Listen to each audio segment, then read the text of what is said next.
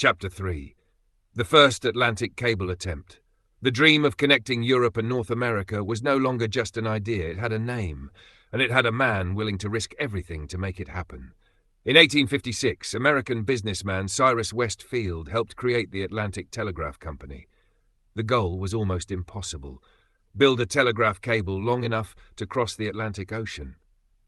The route had been studied using ocean soundings, including work connected with United States Navy officer Matthew Fontaine Maury, whose research helped identify a practical path across the ocean. The cable itself was a major engineering achievement. A copper conductor carried the electrical signal. It was insulated with gutta percha, then protected with layers of tarred hemp and iron wire. But building the cable was only the beginning. The real challenge was laying it. In August 1857, two ships carried the cable into the Atlantic. The American warship USS Niagara and the British warship HMS Agamemnon.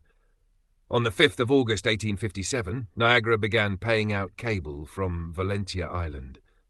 The plan was for Niagara to lay the first section, while Agamemnon carried the remaining cable and would become involved later in the operation. Behind Niagara, hundreds of kilometers of cable disappeared beneath the waves. Every meter had to be carefully controlled.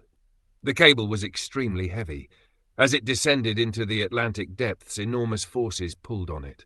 The crew had to balance the speed of the ship, the braking machinery, and the weight of the cable hanging below.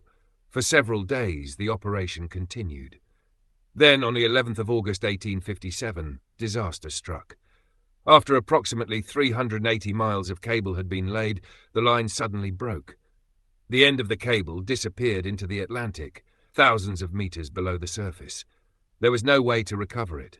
The first attempt to connect Europe and North America had failed, but the failure provided something valuable: knowledge.